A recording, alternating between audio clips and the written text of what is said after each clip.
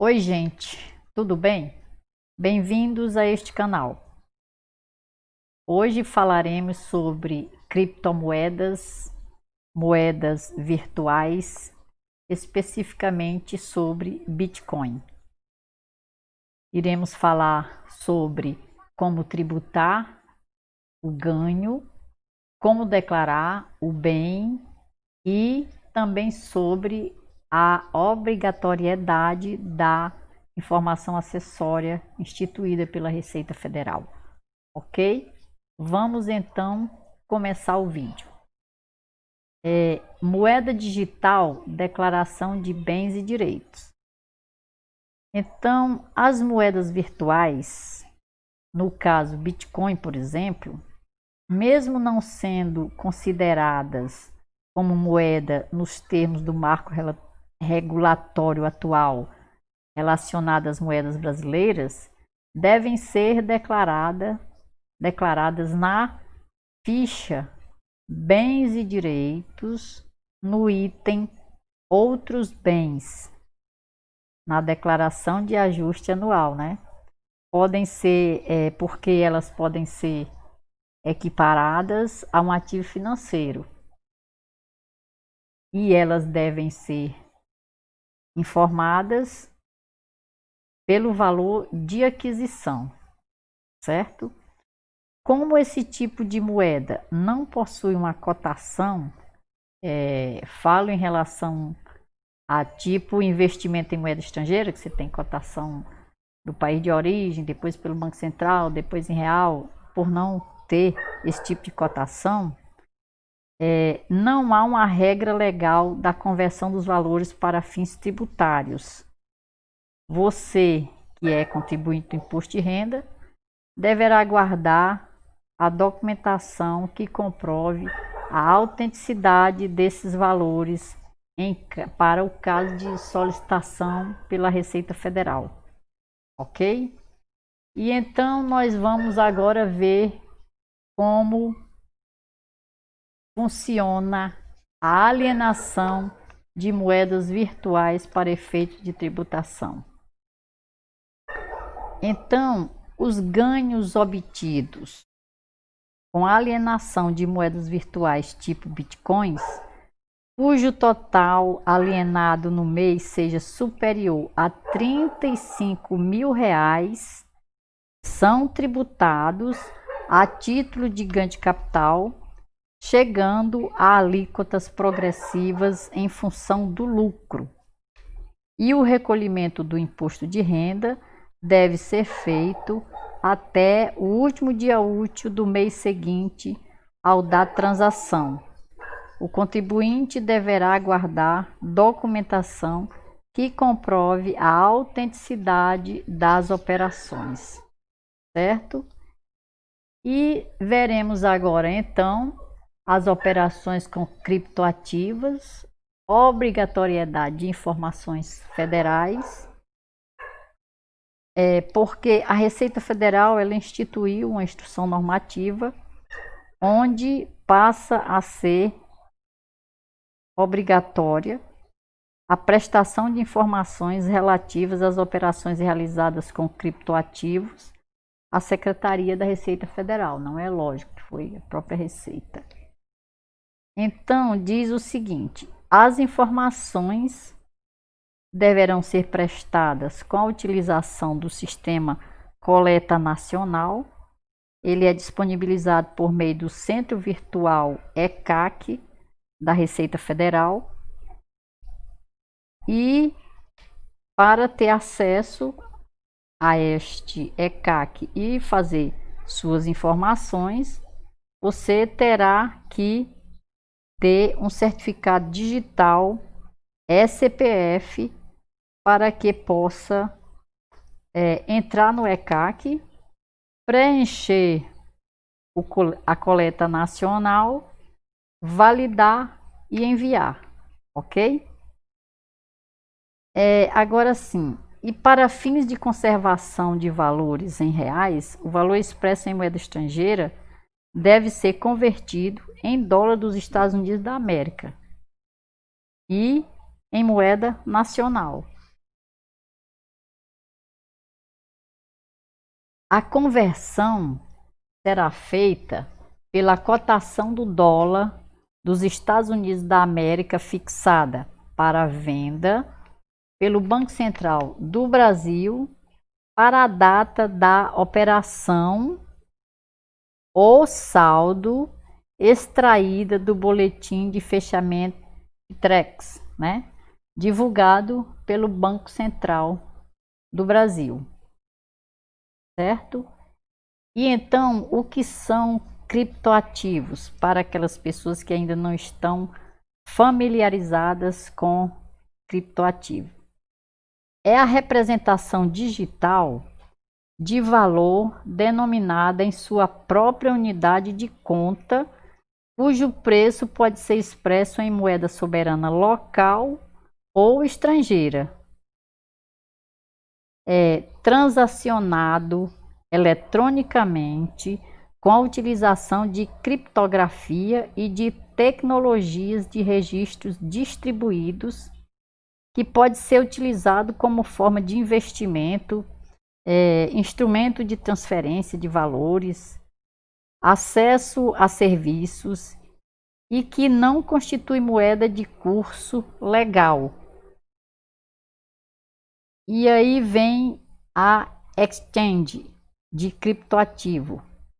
É uma pessoa jurídica, ainda que não financeira, que oferece serviços referentes a operações realizadas com criptoativos, inclusive intermediação, negociação, custódia, e que pode aceitar quaisquer meios de pagamento, inclusive outros criptoativos, certo? E fica obrigada à prestação das informações à pessoa física quando as operações forem realizadas em exchange domiciliada no exterior. Se você fizer essas operações com uma empresa do exterior, você, pessoa física, estará obrigado, ou se as operações não forem realizadas em exchange, né? No caso, as informações deverão ser prestadas sempre que o valor mensal das operações, isolado ou conjuntamente, ultrapassar R$ 30.000, certo?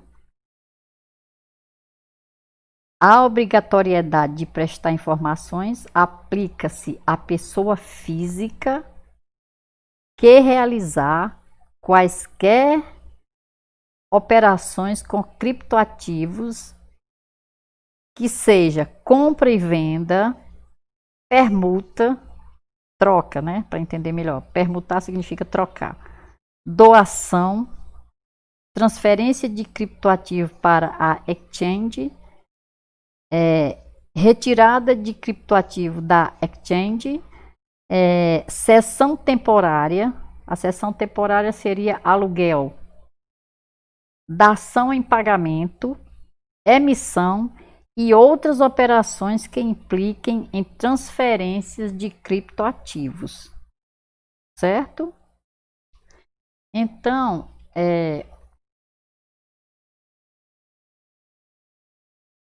as pessoas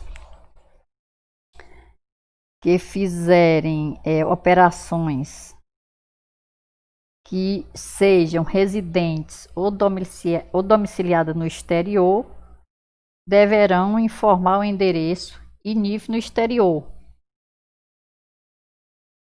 certo? E aí, assim, o prazo para prestação das informações deverão ser transmitidas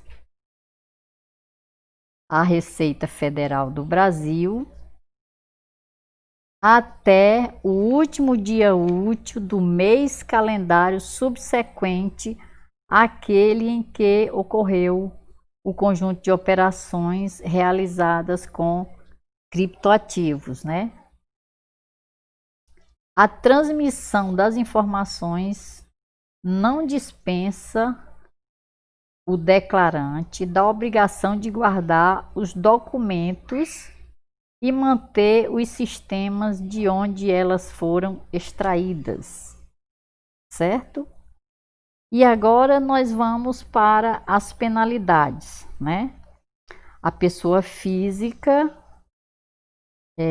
que deixar de prestar as informações a que estiver obrigada, ou que prestá-las fora dos prazos, ou que omitir informações, ou prestar informações inexatas, incompletas, incorretas, ficará sujeita às seguintes multas pela prestação extemporânea, ou seja, pela prestação fora do prazo. Multa de R$100 por mês ou fração, certo? Pela prestação com informações inexatas, incompletas ou incorretas, ou com omissão de informação. Neste caso, a multa será de 1,5% do valor da operação a que se refere a informação, né? E a multa prevista para